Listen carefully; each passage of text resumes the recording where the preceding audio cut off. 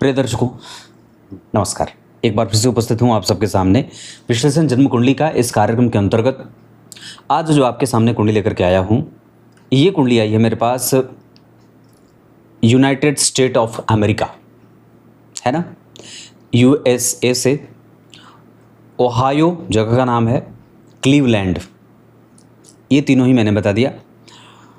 और इनकी माता जी ने इनकी कुंडली भेजी है।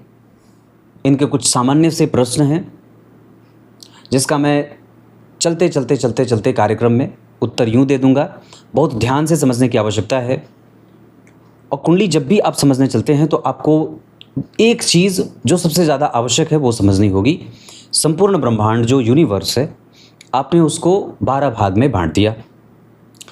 12 भाग में बांट दिया और एक एक भाग को उसे सिंबॉलिक रूप से, आप अंग्रेजी में कहें या जो भी कहें, एक राशि का नाम दे दिया गया कि ये जो है यहाँ से यहाँ तक का भाग सिंह राशि है, मेष राशि है, ऐसे। और आपके जन्म के समय पे जब आपका जन्म हो रहा था तो ये लग्न है जो पूरब दिशा है, ये 7वां भाव है, मतलब ये पहला है, ये दूसरा। ब्रह्मांड के 12 हिस्से, ये पहला, ये दूसरा, ये तीसरा, ये चौथा, ये ऐसे करके 12 भाव हो गए, मतलब 12 हिस्से हो गए। एक एक भाव 30-30 अंशों का होता है। चूँकि आपने 360 को 12 में विभाजित किया था, इस वजह से ये एक एक हिस्से 360 हो गए। अब सामान्य सा प्रश्न है दिमाग में जो बन सकता है कि यहाँ 12 लिखा है, जबकि आपकी माता जी की कुंडली में वहाँ 9 या 10 या कुछ भी लिखा हो सकता है। लेकिन लिखिएगा तो 1 से लेकर के 12 तक के ही संख्या में से कोई एक संख्या लिखेगी। 13 किसी में लिखा हुआ नहीं देखेंगे। तो 12 यहाँ क्यों लिखा, इसको समझते हैं। यहाँ 12 इसलिए लिखा कि जब व्यक्ति का जन्म हो रहा था 23:57 पे, उस समय पूरब दिशा में मीन राशि विराजमान थी, जिसको अंग्रेजी में पाइसेस कहते हैं। मतलब जब जातक या जातिका का जन्म हो रहा था तब पूरब दिशा में 10 दिशाएं हैं। पूरब, आग्नेय, मतलब पूरब दिशा है, उसके बाद आग्नेय कोण है, उसके बाद दक्षिण है, उसके बाद नैऋत्य कोण है, उसके बाद पश्चिम दिशा है, उसके बाद वायव्य कोण है, उसके बाद उत्तर दिशा है, उसके बाद ईशान कोण है। तो ऐसे प्रत्येक दिशा कुंडली में ऐसे निर्धारित हो जाती है ना। तो ये पूरब दिशा है। जब आपका जन्म हो रहा था तब पूरब दिशा में मीन राशि विराजमान थी, पश्चिम दिशा में कन्या राशि, उत्तर दिशा में मिथुन राशि और दक्षिण दिशा में धनु राशि। और उस समय पे, उस वर्तमान के आकाश में, उस समय की जो आकाश की स्थिति थी, उसमें विभिन्न ग्रह ऐसे बैठे हुए थे। अब कोई आवश्यक नहीं है कि उस समय ये शुक्र यहाँ बैठे हैं वृष राशि में तो आज भी वहीं बैठे हों। चूंकि ग्रह घूम रहा है, पृथ्वी घूम रही है, चंद्रमा घूम रहे हैं, सारे लोग घूम रहे हैं, मन घूम रहा है ना, पराक्रम घूम रहा है। तो ऐसे यहाँ पे उस समय चंद्रमा शुक्र जो है वो शुक्र वृष राशि में अपनी राशि के थे। इसको समझने के लिए मैं आपको एक छोटा सा बेस और भी बता देता हूँ। बन के रहिएगा कार्यक्रम के अंतिम हिस्से तक। शुरू करते हैं आज का कार्यक्रम, कहीं नहीं जाना है। जब कभी भी आप ज्योतिष को बहुत निचले स्तर से समझने की कोशिश करते हैं, मतलब आरंभ से, तो आपको ये बात, इस बात की जानकारी होनी चाहिए कि कौन से ग्रह किस किस राशि के स्वामी होते हैं।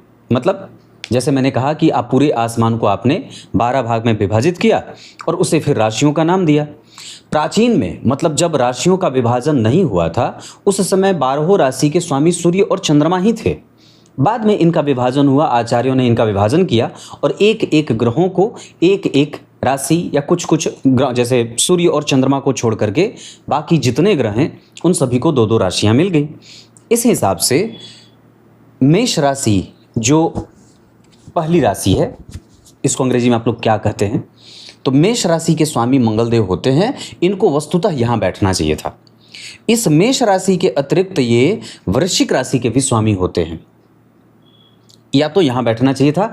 आपके जन्म के समय पे वो ग्रह जिसका स्वामी है, जैसे मेष राशि में मंगल यहाँ बैठते या तो वृश्चिक राशि में बैठते। इसका अर्थ है कि ये मंगल अपनी राशि में बैठे हैं तो भाई आप अपने घर में बैठे हैं तो आप ठीक हैं, स्वस्थ हैं, खुश हैं, प्रसन्न हैं। और वृष राशि के अधिपति शुक्रदेव होते हैं। उसके साथ साथ इनको एक और भी घर मिला हुआ है जन्म कुंडली का। आपकी कुंडली में अष्टम भाव में बैठे हुए हैं। कोई ज़रूरी नहीं है कि सबकी कुंडली में ये अष्टम भाव में ही बैठे हों, पर वृष राशि और एक तुला राशि है, इसके स्वामी शुक्रदेव होते हैं, जो आपकी कुंडली में देखिए वृष राशि में ही बैठे हैं। ये इत्तेफाक नहीं होती। कई बार ग्रह जो है वो आपकी कुंडली में ये अपने अपनी राशि के मंगल और शुक्र बैठ गए। ऐसे अरबों खरबों कुंडलियाँ होंगी जिनमें कोई आवश्यक नहीं है कि उनमें वो बैठे ही हों, या कम से कम 1000 लाख 10,000 ऐसी कुंडलियाँ, 2 लाख 5 लाख 10 लाख 20 लाख ऐसे सामान्यतः एक संख्या में कि वहाँ ग्रह अपनी राशि का नहीं बैठा है। पर ये बहुत अच्छी बात है कि ये दोनों ही ग्रह अपनी अपनी राशि के बैठे हैं। और सिद्धांत में ये बात आई कि जो ग्रह अपनी राशि का बैठा होता है वो बलवान होता है और वो जातक को फेवरेबल होता है। 3 नंबर के स्वामी होते हैं बुधदेव, और उसके साथ साथ वो 6 नंबर के भी स्वामी होते हैं, मतलब मिथुन राशि के स्वामी होते हैं और कन्या राशि के स्वामी होते हैं। तो देखिए जरा, बुध भी अपनी ही राशि में बैठे हैं। अब या तो इनको यहाँ बैठना चाहिए था या तो यहाँ बैठना चाहिए था। अब ग्रह एक है तो राशियाँ 2 मिली हैं, व्यक्ति एक है उसके हिस्से में 2 घर आ गए, बैठेगा तो किसी एक ही घर में। उसी तरीके से शुक्र को 2 राशियाँ मिली हैं, मतलब 2 घर उनको मिला है, पर बैठेंगे कहीं एक ही, तो यहाँ वो बैठ गए। मंगल को 2 राशियाँ मिली थी, मतलब 2 घर मिला था, पर बैठे हैं एक घर में। तो वैसे ही आपकी कुंडली में शुरुआत के 3 ग्रह अपनी राशि में बैठ गए। और सिद्धांत में ये बात आई कि जब जन्म कुंडली के 1 से अधिक ग्रह अपनी राशि के बैठे हों तो व्यक्ति महान पराक्रमी, यथेष्ट बुद्धि का, श्रेष्ठ, कुलीन, भद्र, बेहतरीन, बुद्धिमान और दानी, परोपकारी होता है। बहुत इसकी प्रशंसा शास्त्रों में की गई है। तो आरंभ के 3 घर अपनी अपनी ग्रहों से मालिक उसके वहीं बैठ गए। उसके बाद आते हैं कर्क राशि। कर्क राशि मतलब चंद्रमा की राशि है। यहाँ इनको बैठना था और यहाँ बैठे हैं, अच्छी बात है, कोई खराबी नहीं है, क्योंकि जहाँ ये बैठे हैं इस राशि का स्वामी मैंने क्या बताया था, बुध, वो यहीं अपनी राशि के बैठे हैं। तो मान लीजिए हम आपके घर में गए और आप बड़े धनवान हैं, बलवान हैं, तो मेरा भी मान सम्मान बढ़ेगा, मुझे भी कोई चीज़ की चिंता नहीं रहेगी। जैसे अभी कोई आचार्य गया, वहाँ पे उनको ठंडी लगी, उन्होंने जैकेट मांग लिया, किसी ने उनको 70-80 हज़ार का जैकेट दे दिया, तो भाई धनाढ्य था, उसने दे दिया, इसमें कौन सी बड़ी बात है। तो वैसे ही चंद्रमा जहाँ बैठे हैं, यहाँ इसका स्वामी अपने ही घर में बैठ करके बलवान है। तो इस वजह से क्या होगा कि मैं जहाँ बैठा हूँ, मतलब चंद्रमा जहाँ बैठे हैं उसका भी बल बढ़ जाएगा। तो शुरुआत के 4 ग्रह आपके पक्ष में आ गए, इतने पे ही कुंडली टिक जाती है। उसके बाद सिंह राशि आती है जिसके स्वामी सूर्य देव होते हैं, ये बैठे हैं जन्म कुंडली के 5वें भाव में। अब ज़रा ध्यान से देखिएगा, तो मूलतया जो भगवान होते हैं ना, परमात्मा, परम पुरुष, जिसको काल पुरुष कहा जाता है, उनकी जो कुंडली बनती है, मतलब एक ऐसा समय जहाँ पे सारी राशियाँ एक में सम्मिलित हो जाती हैं। यहाँ जहाँ से राशियों का गिनना शुरू होता है, तो राशियों का गिनना मेष से शुरू होता है। तो मेष से शुरू होता है, मतलब पहली जो कुंडली बनी थी, दुनिया की जो सबसे पहली कुंडली बनी थी, जो काल पुरुष की कुंडली बनी थी, वो मेष राशि की बनी थी। मतलब 1 नंबर यहाँ लिखा था, तो 1 नंबर यहाँ लिखा था, 2 3 4 5 नंबर यहाँ लिखेगा, अगर 1 यहाँ लिखेगा तो 5 यहाँ लिखेगा। और ग्रह अगर अपने मूल भाव में बैठा हो, जहाँ उसकी मूल प्रकृति होती है, तो यहाँ पे सूर्य, आप यूँ समझ लीजिए कि ये तो आपकी राशि मीन है, आपके जन्म के समय पे पूरब दिशा में मीन राशि बनी थी, लेकिन जब भगवान ने अपनी कुंडली स्वयं की बनाई और ज्योतिषी के पास गए, तो उनकी कुंडली ज्योतिषी ने मेष लग्न की बना दी, मतलब मेष राशि से, क्योंकि वहीं से राशि का निर्माण हो रहा था, वहीं से लग्न का गिनना शुरू हो रहा था, इस वजह से मेष लग्न की कुंडली बन गई। और मेष लग्न की कुंडली जब बनी तो 5वें भाव में 5 नंबर लिखा, 12वें भाव में 12 नंबर लिखा। तो 5वें भाव में जब 5 नंबर लिखना, तो यहाँ पे सूर्य को बैठना था, क्योंकि मेष राशि में मंगल बैठते, वृष राशि में शुक्र बैठे, मिथुन राशि में मिथुन बैठते थे, 4 नंबर की राशि में चंद्रमा को बैठना था और 5 नंबर की राशि में सूर्य को बैठना था। 5वें नंबर की राशि में तो नहीं बैठे हैं, लेकिन 5वें नंबर भाव में जरूर बैठे हैं। इसका भी ग्रह को सकारात्मक बल मिल जाता है। जहां व्यक्ति को छोटी मोटी पेट से संबंधित परेशानियां, अनियमितता देखने को मिलती है, पर सामान्यतया वो बड़ी बुद्धि का, तेज और विलक्षण प्रतिभा का धनी होता है।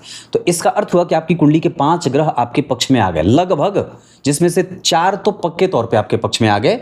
ये सूर्य कभी कभी आपको पेट में हार्मोनल डिसबैलेंस दे सकते हैं, पाचन तंत्र, रक्त का प्रवाह, अल्सर आदि पेट की बीमारियां, इस तरीके की समस्या, गले में सूजन, गले में खराश और कई बार छोटी मोटी जो हड्डियों से भी बीमारियां होती हैं वो दे सकते हैं। यहाँ कर्क राशि के, क्योंकि हर एक ग्रह एक एक तत्व का बोधक होता है। जैसे सूर्य अग्नि तत्व के, मंगल अग्नि तत्व के, शनि वायु तत्व के होते हैं। तो ऐसे ही ये अग्नि तत्व के ग्रह होकर के, और कर्क राशि भी जो है वो जल तत्व की राशि है। हर एक राशि भी तत्व से संबंध बनाती है और एक ग्रह भी तत्व से संबंध बनाता है। तो यहाँ पे इस कारण से, क्योंकि अग्नि का जल से कोई मेल नहीं होता, जहाँ अग्नि होती है और जल जाती है, अग्नि बुझ जाती है। तो यहाँ पे क्या होगा, थोड़ी बहुत यश मान पद प्रतिष्ठा संतान दाम्पत्य विवाह प्रेम आदि में कभी कभी व्यक्ति देर से अपनी रिकॉग्निशन प्राप्त करेगा, लेकिन निश्चित रूप से प्राप्त करेगा। क्यों प्राप्त करेगा? क्योंकि छठवां भाव जो होता है वो व्यक्ति के जीवन में ऑब्स्टेकल का होता है, परेशानियों का होता है, और उस भाव का स्वामी जब जन्म कुंडली के यश मान पद प्रतिष्ठा में बैठेगा तो वो ऑब्स्टेकल देगा। इसका अर्थ है कि सूर्य की दशा में ये व्यक्ति के जीवन में छोटी मोटी परेशानियां सूर्य के कारण रहेंगी। अब उसके बाद बात करते हैं 6 नंबर के बारे में। मैंने बात की, कन्या राशि आती है जिसके स्वामी बुध होते हैं, स्वग्रही हैं। 7 नंबर की राशि की बात करते हैं, इसके स्वामी शुक्र होते हैं, वृष राशि के भी होते हैं, यहीं बैठे हैं। 8 नंबर की राशि की बात करते हैं, मंगल होते हैं। इसके अतिरिक्त वो मेष राशि के स्वामी होते हैं, अपनी ही राशि में बैठे हैं। अब यहाँ ग्रह अपनी राशि का बैठ गया तो ये बहुत ही विलक्षण बात हो गई। अब यहाँ व्यक्ति दान, परोपकार, आनंद से जीवन जीने का, सुख प्रेम करने का, क्रिएटिव मानसिकता का, बहुत महीन कारीगरी करने वाला, और डिप्लोमेसी उतनी ज़्यादा उसके पास नहीं, स्पष्ट है, बुद्धि किसी से डरती नहीं है, तर्क बल है, ज्ञान है, कम्युनिकेशन है। और मंगल ने शुक्र को देखा है। मंगल मतलब ग्रह जहाँ बैठते हैं, जैसे मैं यहाँ बैठता हूँ तो मैं अपने सामने देखूंगा, पर ग्रहों को विशेष दृष्टियाँ भी प्राप्त होती है, तो वो तिरछा भी देखते हैं। कई बार कुछ इधर उधर भी देख लेते हैं, जैसे तीसरी, चौथी, पांचवी ऐसे देखते हैं। तो मंगल यहाँ से बैठ करके शुक्र को देख रहे हैं, जो व्यक्ति को फैशन की समझ या फैशन के क्षेत्र में करियर बनाने वाला, या मैनेजमेंट के क्षेत्र में करियर बनाने वाला, राजनीति में करियर बनाने वाला, कई बार कलाओं को बहुत नज़दीकी से गहराई से समझने वाला, फैशन को समझने वाला, मैनेजमेंट करने वाला, अपने बल पे पूरी कंपनी को और पूरे ब्रांच को अपने बल पे आगे ले जाने वाला, डील करने की शक्ति, किसी भी षड्यंत्र का कोई शिकार व्यक्ति नहीं होता है, और उसके काम कभी भी रुकते नहीं है, सारे काम भाग्य के बल से होते जाते हैं, क्योंकि यहाँ से भाग्य का विचार किया जाता है। तो आपकी कुंडली के मंगल बलवान है। 10वें स्थान में जो धनु राशि बनी है, इसके स्वामी और मीन राशि के स्वामी देवगुरु बृहस्पति होते हैं। जैसे मैंने मेष राशि से लेकर के वृश्चिक राशि तक बात की, और जब धनु राशि की बात करते हैं तो देवगुरु बृहस्पति को भी जिस तरीके से मंगल देव को 2 राशियां मिली थी, वैसे ही देवगुरु बृहस्पति को भी, मतलब जो जुपिटर हैं, उनको भी 2 राशियां मिली हैं। मतलब आसमान के 2 ऐसे क्षेत्र, 2 ऐसे घर जिसके स्वामी एक ग्रह हो गए, तो वो देवगुरु बृहस्पति हो गए, और इन दोनों भावों के स्वामी हैं, पर बैठे नहीं हैं, न तो इसमें बैठे हैं न तो इसमें बैठे हैं। देखिए, बुध इस भाव के स्वामी थे, मतलब इस घर के मालिक थे, अपने में बैठे थे। शुक्र इस भाव के स्वामी थे, अपने घर में ही बैठे हैं। मंगल अपने घर के स्वामी थे, अपने घर में बैठे हैं। चंद्रमा इस भाव के स्वामी थे, बहुत अच्छा बैठे हैं। सूर्य मूलतया अच्छे बैठे हैं, पर देवगुरु बृहस्पति कहाँ बैठे हैं? तो देवगुरु बृहस्पति यहाँ और यहाँ के स्वामी होकर के यही केंद्र में बैठे हैं। ये केंद्र होता है लग्न, चतुर्थ, सप्तम और दशम। ये पहला घर, ये चौथा घर, ये 7वां घर, ये 10वां घर। ये पहला, दूसरा, तीसरा, चौथा, 5वां, 6ठा, 7वां, 8वां, 9वां, 10वां, 11वां, 12वां। तो आपके जन्म के समय पे मीन राशि थी, इस वजह से यहाँ पे 12 नंबर लिख दिया। एक लग्न 2 घंटे तक का बीतता है, मतलब 2 घंटे बाद यहाँ पे एक अलग राशि बन जाएगी, तो मीन के बाद मेष राशि आ जाएगी। यानी कि आपके जन्म के 2 घंटे बाद जिस जातक या जातिका का जन्म होगा वो मेष राशि का, मेष लग्न का होगा, और उसकी कुंडली में यहाँ पे 1 नंबर तब लिखा होगा। उसके 2 घंटे बाद अगर कोई जातक जन्मेगा तो उसकी कुंडली में यहाँ पे 2 नंबर लिखा रहेगा। उसके 2 घंटे बाद जो जातक कोई जन्म लेगा तो उसकी कुंडली में यहाँ पे 3 नंबर लिखा रहेगा। ठीक है, तो यहाँ पे आपने 9 और 12 की कुंडली देख ली, यहाँ पे 9 नंबर और 12 नंबर लिखा। ग्रह को यहाँ बैठना चाहिए था या यहाँ बैठना चाहिए था, लेकिन बैठे कहाँ हैं? वो यहाँ बैठे हैं। पर सिद्धांत में अब यहीं पे बात आ गई क्या, जैसे मैंने यहाँ पे सिद्धांत बताया था कालपुरुष वाली, तो यहाँ पे अब क्या सिद्धांत आता है कि अगर ग्रह 2 भावों का स्वामी होकर के कोई शुभ ग्रह और केंद्र में ही बैठा हो, और उससे केंद्र में चंद्रमा बैठे हों, केंद्र का संबंध मतलब चौथे 10वें, मतलब यहाँ से ये 4 घर आगे बैठे हैं, 1 2 3 4, और यहाँ से 4 घर आगे चंद्रमा बैठे हैं, 1 2 3 4। तो ग्रह जहाँ का स्वामी है वहाँ से 4 घर आगे बैठा, और उससे 4 घर आगे चंद्रमा बैठ गए, तो ये जो दोष यहाँ नहीं बैठे थे, जो लग रहा था, ये दोष भी अब इनका समाप्त हो जाएगा।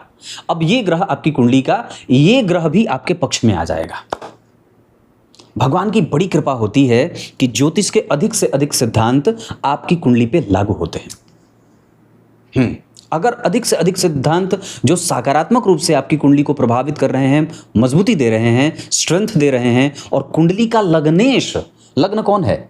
ये लग्न है, मैंने कहा था। तो ये लग्न का अधिपति देवगुरु बृहस्पति, लग्न का अधिपति अगर केंद्र में ही बैठा हो, मैंने जैसे बात की थी लग्न चतुर्थ सप्तम दशम केंद्र है, तो यहाँ का स्वामी था, यहीं बैठ गया। ये केंद्र का स्वामी केंद्र में बैठा, तो केंद्र के स्वामी ये भी हैं, बुध और बुध बनते हैं दो केंद्रों के स्वामी, ये भी यहीं बैठ गए। उसके बाद त्रिकोण का स्वामी, ये त्रिकोण कहा जाता है और ये त्रिकोण कहा जाता है। तो ये त्रिकोण का स्वामी अगर केंद्र में बैठ जाए तो ये और भी अच्छी बात हो जाती है। इस त्रिकोण का स्वामी या तो यहीं बैठे या इन भावों में से कहीं बैठे, इनमें तो ये यहीं बैठा है। तो ज्योतिष के जितने भी सार्वभौमिक श्रेष्ठ सिद्धांत हैं अगर आपकी कुंडली पे लागू हो रहे हैं तो आप चाहे सोना छुएं, चाहे हीरा छुएं, चाहे कुछ भी छुएं, उसको और बढ़ाएंगे। और अगर ज्योतिष के जितने सिद्धांत हैं वो नेगेटिवली अप्रोच आपकी कुंडली में कर रहे हैं, अगर वो नीचे गिरा रहे हैं, कुंडली में ग्रह कमजोर बैठे हैं, डिप्रेस हो रहे हैं, तो उस जातक के जीवन को भी डिप्रेस करेंगे और व्यक्ति सोना भी छुएगा तो राख हो जाएगा। मैंने यहां तक आपको इस स्तर पे समझाने की कोशिश की है ताकि अगर आपको ज्योतिष समझ में ना आए तो कम से कम इसकी एक भूमिका आपके दिमाग में बैठ जाए। आसमान को पूरे 12 भागों में बांटा, एक एक भाग को 30 अंशों का कह दिया, तो 12 गुणा 30 बराबर 360 और एक एक भाग को एक एक राशि की संज्ञा दे दी गई और उस राशि में कोई ना कोई ग्रह बैठा रहता है। अब सामान्य प्रश्न ये उठेगा यहाँ कि 12 राशियां हैं और 9 ग्रह हैं, तो बाकी 3 घर तो खाली ही रहेंगे। तो ये निश्चित रूप से खाली ही रहेंगे, लेकिन कोई आवश्यक नहीं है कि वो हमेशा हर कुंडली में खाली ही हो। जैसे यहाँ पे 2 ग्रह एक साथ बैठ गए हैं, तो जो शुक्र को यहाँ बैठना चाहिए था वो शनि को कहाँ बैठना चाहिए था? मकर और कुंभ राशि के स्वामी शनिदेव होते हैं, या तो यहाँ बैठना चाहिए था या तो यहाँ बैठना चाहिए था, पर वो कहाँ बैठे हैं? 2 नंबर की राशि में बैठे हैं। मतलब जब आपका जन्म हो रहा था तब शुक्र और शनि एक अपनी गति के आधार पर दोनों एक ही राशि में विराजमान थे, एक ही राशि में विराजमान थे। मतलब मैं और मेरा मित्र जब एक ट्रेन पास करती है, जैसे एक ट्रेन जो रेलगाड़ी सफ़र करती है जब चलती है, तो उसमें 2 व्यक्ति नहीं, 10 व्यक्ति नहीं, 25 व्यक्ति नहीं, 100 व्यक्ति एक साथ उसी रास्ते से गुजरते हैं, उसी रेलगाड़ी में बैठे रहते हैं। पर यहाँ पे क्या बात है कि एक राशि में 3, 4, 5, 6 इतने से ज़्यादा नहीं बैठेंगे, क्योंकि ग्रह 9 ही हैं, है ना। 7 ग्रह तक एक साथ बैठ सकते हैं, लेकिन ये बड़ा मुश्किल होगा, तभी ऐसा हो सकता है, बहुत बिरले। 5 ग्रह तक सामान्यतया देखने को मिल जाता है ना। तो कहने का अर्थ है यहाँ पे 2 व्यक्ति ऐसे थे जो वृष राशि की रेलगाड़ी में बैठ रहे थे।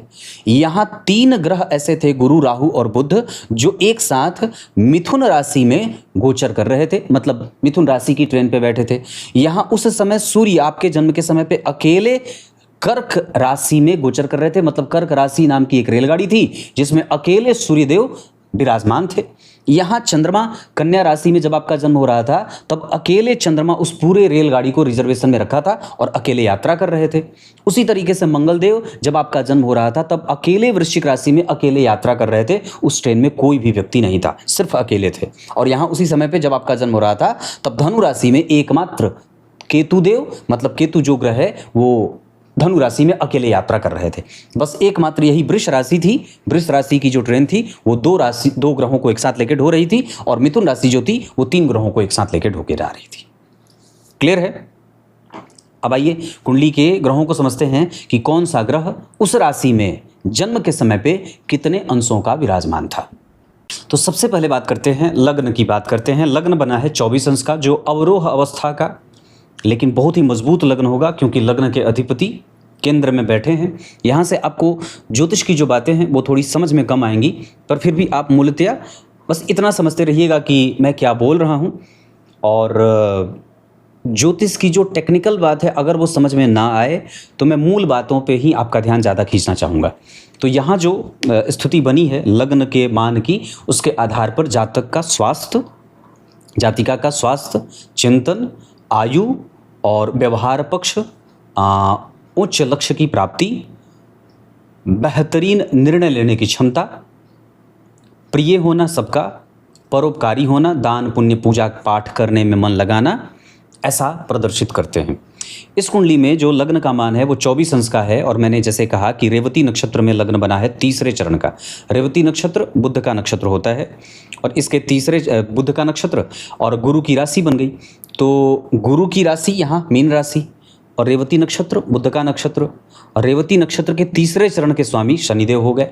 तो इस हिसाब से इस कुंडली के लिए शनिदेव, देवगुरु बृहस्पति की राशि लग्न में बनी है, इस वजह से देवगुरु बृहस्पति और बुध, इन तीनों की दशाओं में शनि और बुध की दशा जातक के लिए लाभदायक होगी, मतलब उस दशा काल में व्यक्ति और भी ज़्यादा लाभ प्राप्त करेगा। पर जितनी प्राप्ति शनि और बुध की दशा में होगी उससे कई गुना ज़्यादा प्राप्ति गुरु की दशा में होगी। शनि और बुध की दशा में तो प्राप्ति होगी ही, पर साथ ही साथ चूंकि गुरु इस कुंडली के लग्नेश होकर के योग कारक स्थिति बना करके राजयोग बनाए हैं अपने ग्रह के चतुर्थ भाव में बैठने के कारण, इस आधार पर इस कुंडली के लिए शनि बुध और गुरु तीनों ही दशाएं, जो अभी गुरु आने वाले हैं 2036 से, और अभी वर्तमान में राहु की दशा चल रही है, तो ये राहु अभी आगे जैसे ही राहु के बाद गुरु की दशा आएगी, ये राहु जैसे जैसे आप बिता रहे हैं, राहु की दशा जैसे जैसे बीत रही है, वैसे वैसे व्यक्ति अपने लक्ष्य की तरफ पहुंच रहा है, अपने मार्ग को प्राप्त कर रहा है। और जैसे राहु समाप्त होने लगेंगे वैसे वैसे व्यक्ति का करियर, व्यक्ति की सामाजिकता, उसका धन, उसका वैभव, उसकी जो सोशलाइज जो एक होती है, सोशल जो एक्टिविटी होती है, वो और भी ज़्यादा स्थिरता को प्राप्त होता रहेगा और गुरु की दशा में उसको आगे और बढ़ाने में सहायता मिल जाएगी। जिस स्थिति में आपकी कुंडली में ग्रह बैठे हैं उसके आधार पर जन्म कुंडली में 3 से 4 ग्रह शुभ ग्रह हो रहे हैं। जैसे इस कुंडली के लिए गुरु बुध और राहु 3 शुभ ग्रह, राहु चूंकि 2 शुभ ग्रह के साथ बैठे हैं तो राहु भी शुभ ग्रह हो जाएंगे और व्यक्ति को स्थिरता, उसके काम को आगे बढ़ाने में छोटे मोटे मतभेदों के साथ व्यक्ति का काम आगे बढ़ाएंगे। हालांकि इसमें राहु में अभी शनि की दशा चल रही है जो 2026 के दिसंबर तक होगा, जिसमें व्यक्ति के काम रुकते हैं, बिगड़ते हैं, थोड़े बहुत ऋण वगैरह का काम होता है, कई बार दूसरों से मदद की आवश्यकता पड़ती है। मतलब ये छोटे मोटे मतभेद राहु में शनि का अंतर देता रहेगा। लेकिन जैसे 2026 के बाद शनि के बाद राहु में बुध आ जाएंगे, तो जैसे मैंने कहा था कि बुध की दशा, शनि की दशा और गुरु की दशा अच्छी जाएगी, राहु की दशा में बुध का अंतर और भी ज़्यादा अच्छा जाने लगेगा क्योंकि दोनों ही शुभ प्रभाव में हैं। उसके बाद केंद्र में गुरु बुध और केंद्र में ही चंद्रमा और मंगल स्वग्रही। भाग्य का सुख इस कुंडली में 100% है क्योंकि भाग्य के अधिपति स्वग्रही हैं, अपनी राशि में है और भाग्य का कारक भी केंद्र में है, लग्नेश होकर के बैठा है। तो जन्म कुंडली में यहाँ राहु बहुत अच्छे हैं, गुरु बुध और साथ ही साथ चंद्रमा के साथ, गुरु से चंद्रमा केंद्र में है, ये गज केसरी योग बनेगा, यहाँ रुचक योग बनेगा। और साथ ही साथ जन्म कुंडली में लाभ भाव के स्वामी के साथ तीसरे भाव के स्वामी का तीसरे भाव में जाना, अष्टम भाव के स्वामी के साथ, तो व्यक्ति के जीवन में जब कभी भी शनि या शुक्र का अंतर आएगा तो छोटे मोटे पैसों पे या कई बार इनिशियल स्टेप थोड़ा देर से, विलंब से, धीरे से या बहुत छोटी रकम के साथ जीवन की शुरुआत करनी पड़ती है, थोड़े संतोष के साथ आगे बढ़ना होता है। लेकिन जैसे ही वो दशा फिर समाप्त हो जाएगी और अगली दशा प्राप्त होगी, मतलब शुक्र और शनि के बाद, तो फिर व्यक्ति अपनी मन मर्जी का मालिक होता है और फिर उसके पास चीज़ें मिलने लगती हैं। क्लियर है? इस कुंडली में अगर मैं 2-3 चीज़ें और समझा दूं अगर, तो अभी वर्तमान में लाजवर्त धारण करने की आवश्यकता होगी। रंग इस कुंडली के लिए गेरुआ और पीला बहुत अच्छा रहेगा। विवाह इस कुंडली का 100% बहुत अच्छा होगा। मैं इस पे थोड़ा सा चर्चा कर देता हूं। जैसे यहाँ पे 2, 5, 8, 11 लिखा है, यहाँ पे स्थिर राशियों का निर्माण हुआ है केंद्र में। और सिद्धांत मैंने अभी थोड़े दिन पहले इस पे कार्यक्रम बनाया था अपने मूल चैनल पे, नकुल पाराशर ज्योतिषी लक्ष्य वाले पे, कि जब नवमांश कुंडली के केंद्र में स्थिर राशि बन जाए, ये जो दिख रहा है आपको 2, 5, 8, 11, ये स्थिर राशियां हैं। राशियां जो होती हैं वो गुणों वाली होती हैं, सात्विक, राजसिक, तामसिक, तत्वों वाली होती है, पृथ्वी तत्व, अग्नि तत्व, जल तत्व, वायु तत्व, आकाश तत्व। और उसी तरीके से उनके पास स्थिर और चर, ये 2 प्रकार के गुण होते हैं। तो ये स्थिर प्रकृति की राशि है। तो स्थिर प्रकृति की राशि जब होती है सामने अगर बनी हो नवमांश चक्र में, तो उस विवाह को जीवन में वो विवाह स्थिरता देने वाला होता है, या ये कह सकते हैं कि व्यक्ति का विवाह स्थिर उसे बना देता है। बहुत सारी चीज़ें, जैसे स्वास्थ्य हो जाए, जैसे करियर हो जाए, जैसे मानसिक शांति हो जाए, ये सब चीज़ें विवाह के बाद और भी ज़्यादा बेहतर हो जाती हैं और व्यक्ति का जीवन एक निश्चित ढर्रे पे बहुत आसानी से बेहतरीन गति से आगे बढ़ता है। नवमांश चक्र को यहाँ से विवाह का संपूर्णतया देखा जाता है। उच्च के मंगल राहु के साथ बैठे हैं, तो यहाँ मंगल अपनी राशि में थे, यहाँ उच्च के हो गए और करियर भाव के स्वामी होकर के उच्च के हुए हैं। मतलब विवाह के बाद या विवाह में जो सामने वाला स्पाउस होगा वो ऊंचे पद पे अच्छे प्रतिष्ठा वाला व्यक्ति होगा। और इतना ही नहीं, वहाँ पे एक अच्छी एनर्जी भी मिलेगी दोनों संबंधों को आगे बढ़ाने में। नवमांश कुंडली के द्वितीय भाव में जब कोई शुभ ग्रह की राशि बनी हो, जैसे कि यहाँ 12 नंबर लिखा है, 12 नंबर के अधिपति देवगुरु बृहस्पति होते हैं और वो शुभ ग्रह हैं। तो जब यहाँ पे शुभ ग्रह की राशि बनी हो और यहीं पे चंद्रमा जैसा या शुक्र जैसा या बुध जैसा या गुरु जैसा कोई ग्रह बैठेगा तो वो विवाह टूटता नहीं है। और नवांश कुंडली के आधार पर और लग्न चक्र के आधार पर मैं यहीं पे एक उत्तर दे देता हूं। तो व्यक्ति वृष राशि वृष लग्न, कन्या राशि कन्या लग्न, मीन राशि मीन लग्न के साथ साथ कन्या राशि कन्या लग्न, मिथुन राशि मिथुन लग्न के जातकों से विवाह कर सकता है। उसके बाद यहाँ देखिए बुध चौथे भाव में बैठे हैं पंचम भाव के स्वामी होकर के। तो त्रिकोण के स्वामी, ये त्रिकोण मैंने यहाँ बताया था, ये त्रिकोण है और ये त्रिकोण है। यहाँ पर भी त्रिकोण के स्वामी होकर के चतुर्थ भाव में बैठे हैं तो ये सुखी बनाते हैं।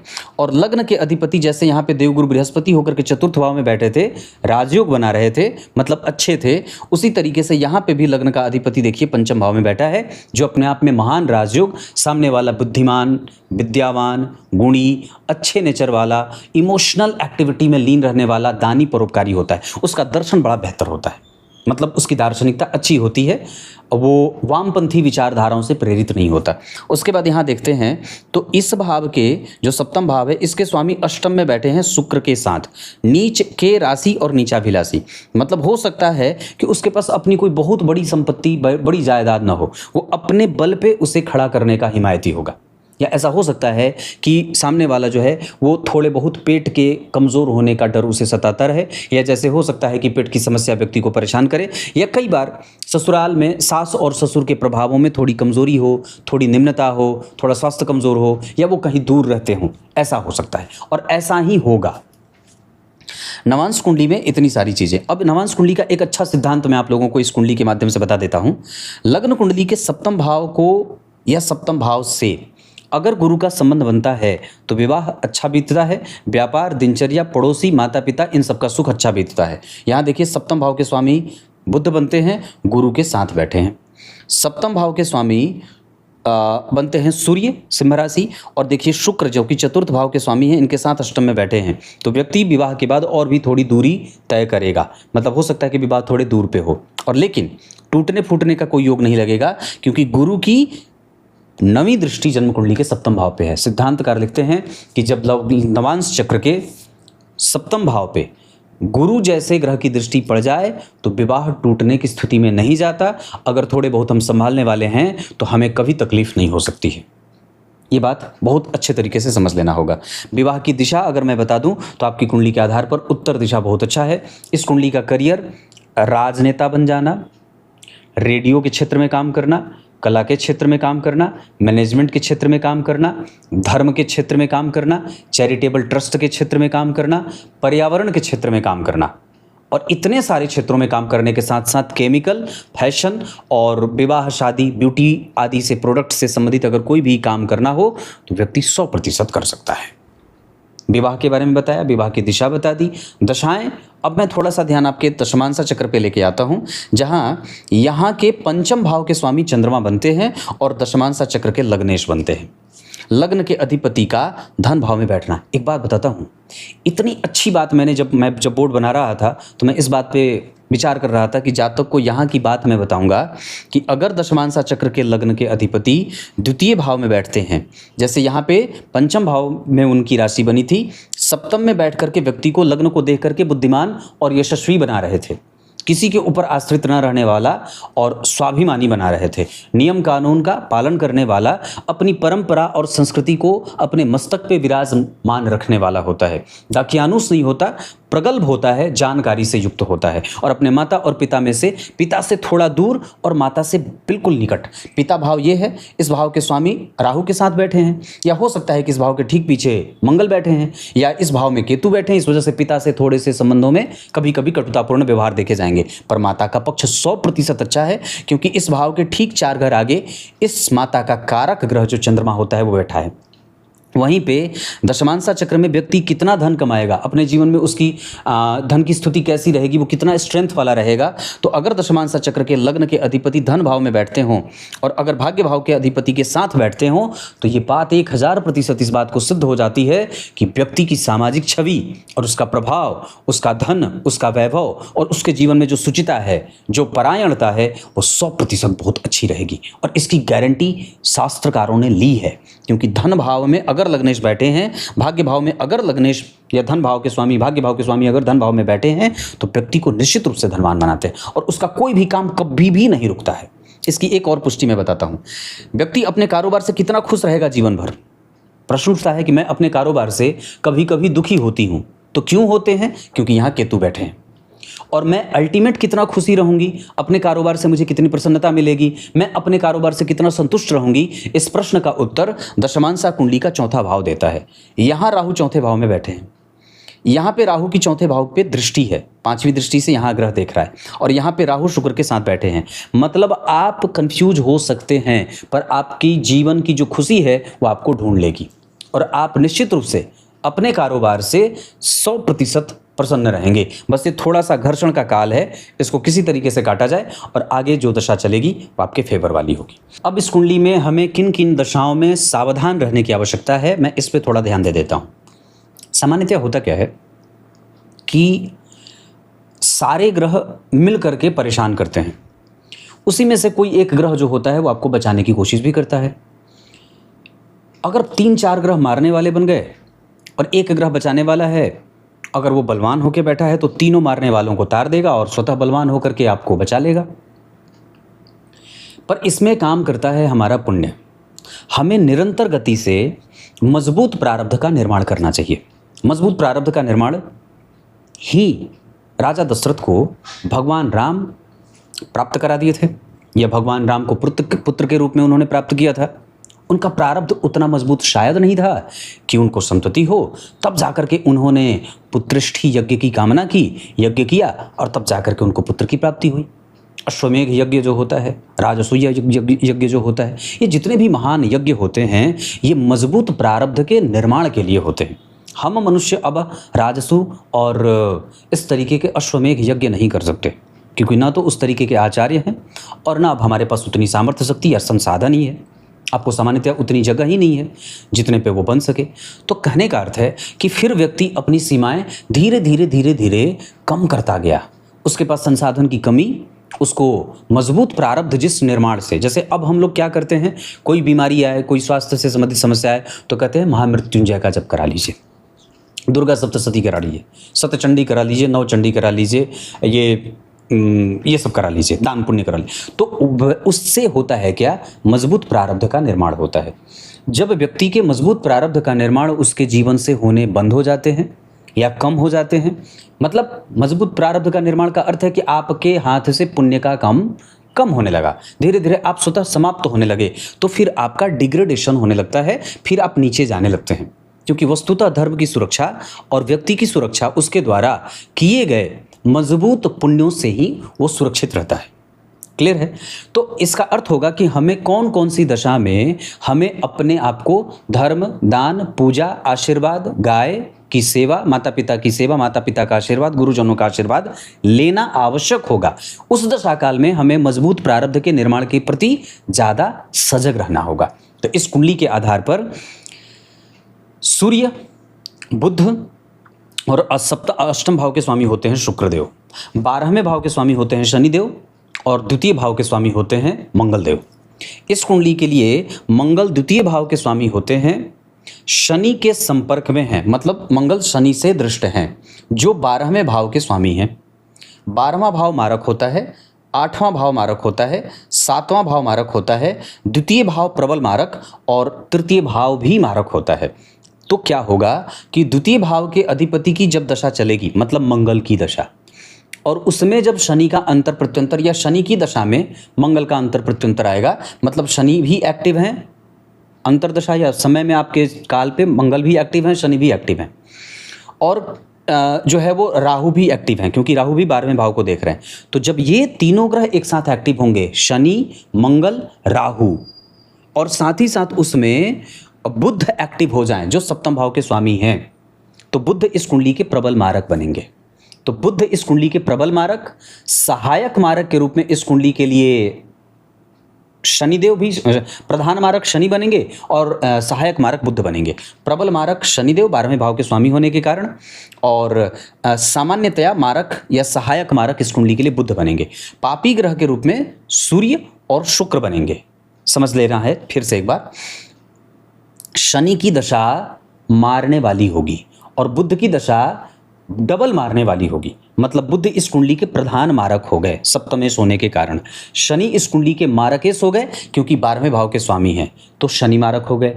और दूसरा, उस शनि की दृष्टि मंगल पे पड़ रही है, तो मारकेश ग्रह जहां देखेगा और जहां बैठेगा उसको भी मारता है, तो ये मंगल को देख रहे हैं, इस वजह से मंगल की दशा भी मारक सिद्ध होगी। और दूसरा, तो शनि मंगल राहु और उसके बाद बुध बन गए, तो बुध भी यहाँ पे मारक होंगे। मतलब बुध की दशा में भी हमें अपने स्वास्थ्य का, अपनी माता के स्वास्थ्य का, अपने घर की शांति, मारक ग्रह कोई जरूरी नहीं है जीवन में ही खत्म कर दे।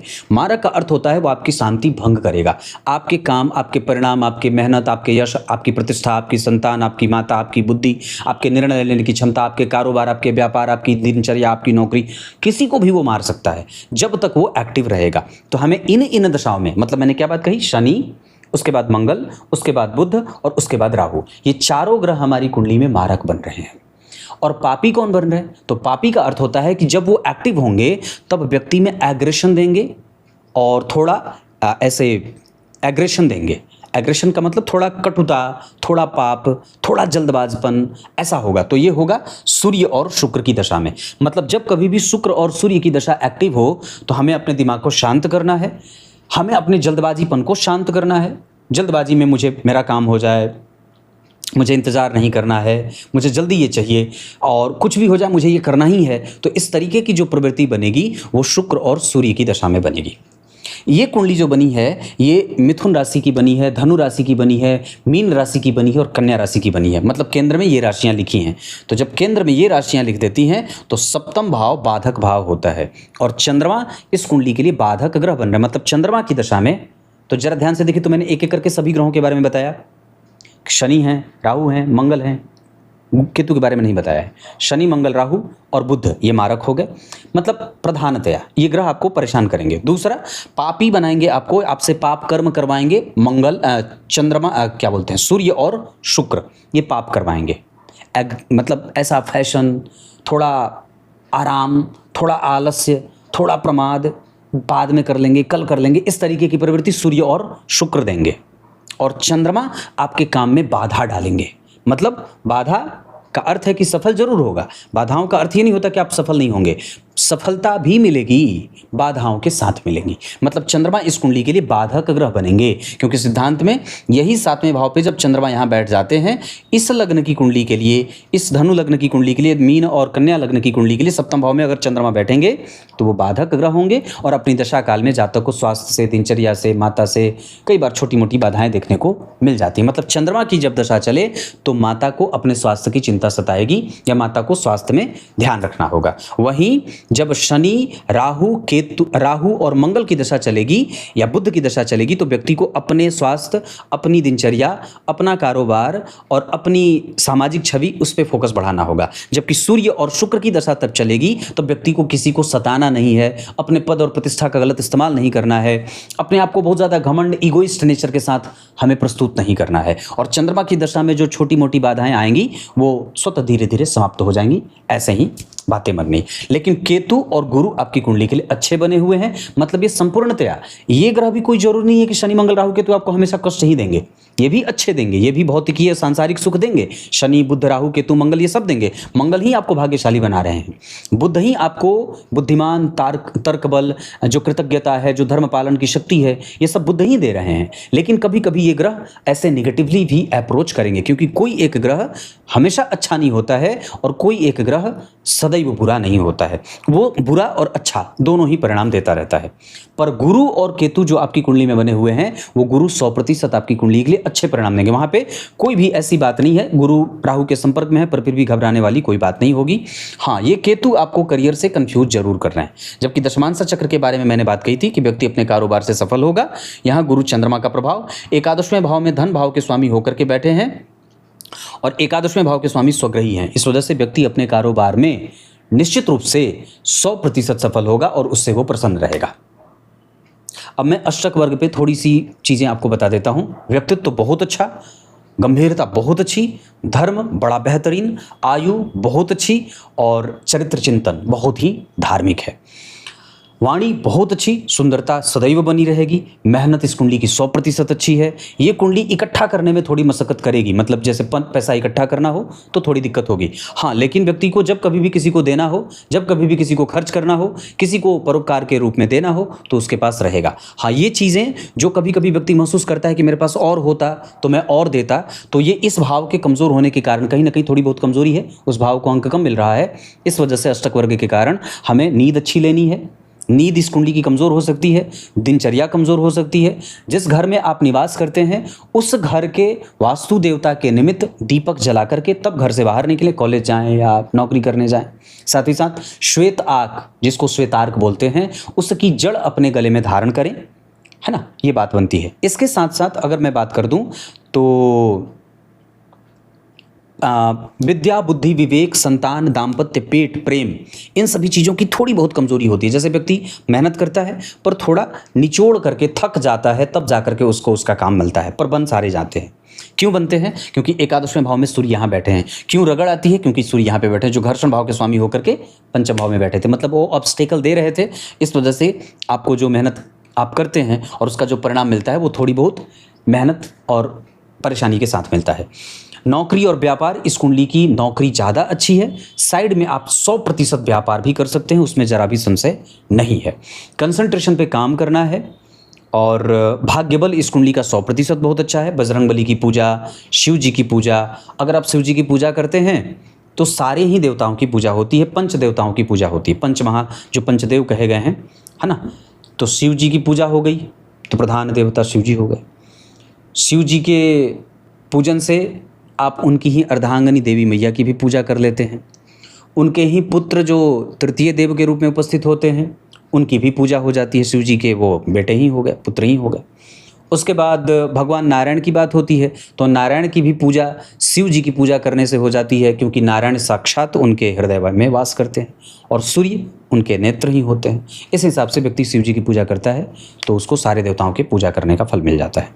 कलौ देवो महेश्वरः, शास्त्र भी कहता है कली के देवता भगवान शिव हैं। इस वजह से उनकी पूजा निश्चित रूप से मंदिर धोना, जल चढ़ाना। शिवस्य जलधारा प्रिय, शिव को जलधारा प्रिय है, तो ऐसे आप जलधारा अर्पित कर सकते हैं। कभी कभी घर में अभिषेक वगैरह हो जाए, बिल्वपत्र अर्पित हो जाए, तो ये सब चीज़ें बनती रहेंगी। उसके बाद ये कुंडली करियर को लेकर के थोड़ा बहुत कन्फ्यूजन सदैव रहेगा और वो केतु के कारण है, पर हमें उससे अपने आप को परेशान और प्रभावित करने की कोई आवश्यकता नहीं है। आप अपना काम करते रहिए। वो ग्रह के कारण है, क्योंकि चतुर्थ स्थान या दशम स्थान पर जब राहु केतु का प्रभाव हो जाता है, कई बार वो उसमें कन्फ्यूजन देते हैं, पर उससे हमें डरने और घबराने की बात नहीं है। ये कुंडली हमें इस बात पे ध्यान देना है कि मैं जिस लक्ष्य को प्राप्त करना चाहती हूँ वो मुझे प्राप्त होगा कि नहीं होगा, तो वो 100% होगा, क्योंकि एकादशवें भाव के स्वामी अपने भाव से 5 घर आगे मित्र के साथ मित्र की राशि में बैठे हैं और ये बलवान होकर बैठे हैं। नवांश चक्र में भी गुरु लाभ भाव में आपको सब कुछ दे रहे हैं। यहाँ पे भी जन्म कुंडली में जो स्थिति बनी है, धन भाव के स्वामी हैं, लाभ भाव में बैठे हैं, जो आपके समस्त इच्छाओं की पूर्ति करवाते रहेंगे। और इस कुंडली को कभी भी किसी के झगड़े में पड़ने की आवश्यकता नहीं है और आप कभी भी ऋण में नहीं रहेंगे। सदैव आपका ऋण आपसे दूर रहेगा। इतनी सारी चीज़ें। और क्या बचता है? दशाओं के क्रम में अगर मैं बात बता दूं तो भवन, भूमि, वाहन, संतान के बारे में अगर चर्चा कर दूं तो 100% ये कुंडली संतति वाली है। इस कुंडली में मन ठीक है, बुद्धि ठीक है, चरित्र ठीक है, समस्या को समझने की शक्ति, कभी कभी डिप्रेशन थोड़ा बहुत फील होता है, और इतनी सारी चीज़ें। इसके बाद आपकी कुंडली में अगर मैं बात बता दूं तो छोटे बड़े भाई बहनों के साथ आपके संबंध भी अच्छे हैं, घबराने की कोई आवश्यकता नहीं है। कुंडली अच्छी है, कुंडली में परेशानी वाली बात नहीं। कुछ इसी तरीके से आज के इस कार्यक्रम का समापन करते हैं। कुछ नक्षत्रों के बारे में मैं चर्चा कर देता हूं। जैसे अगर आपको दान पुण्य करना हो तो आप उत्तरा फाल्गुनी नक्षत्र में दान कर सकते हैं। इसके अतिरिक्त तो कोई भी काम करना हो तो पुनर्वसु, आर्द्रा, रोहिणी, मृगशीरा और हस्त, ये नक्षत्र किसी भी कार्य को करने के लिए उत्तम रहेंगे। क्लियर है? मैत्री आप कर्क और वृश्चिक वालों से कर सकते हैं। शत्रुता कभी ना करें वृष, कन्या और मकर वालों से, मतलब इन लोगों से थोड़ी बैलेंस बना करके रखने की आवश्यकता होगी। घर जो आप लेना चाहें और आप रहना चाहते हैं, जो नया घर लेना चाहते हैं, तो आपकी कुंडली में उसकी दशा, आप अगर उसके बारे में विचार करें या पूछताछ कभी दिमाग में आए अगर ऐसा, तो आप गुरु और चंद्रमा के साथ बुध की दशा में घर लेने के बारे में सोच सकते हैं। कोई भी स्थान परिवर्तन करना हो, नौकरी बदलनी हो, तो राहु और शुक्र के साथ शनि की दशा में स्थान परिवर्तन या जगह बदलना हो या चीज़ें बदलनी हो तो आप बदल सकते हैं। इसके साथ साथ अगर मैं बात कर दूं तो होरा चक्र के आधार पर आपकी कुंडली में गुरु की दशा, मंगल की दशा 100% अच्छी जाएगी। सूर्य, चंद्रमा और बुध की दशा मानसिक शांति देगी, जबकि शनि, राहु और केतु की दशा के साथ शुक्र की दशा मेहनत करवा करके परिणाम देगी। क्लियर है? पिता का सुख आपकी कुंडली में सामान्यतः थोड़ा कंफ्यूजन करके है, लेकिन माता का सुख 100% बहुत अच्छा है। तब तक के लिए बहुत बहुत नमस्कार।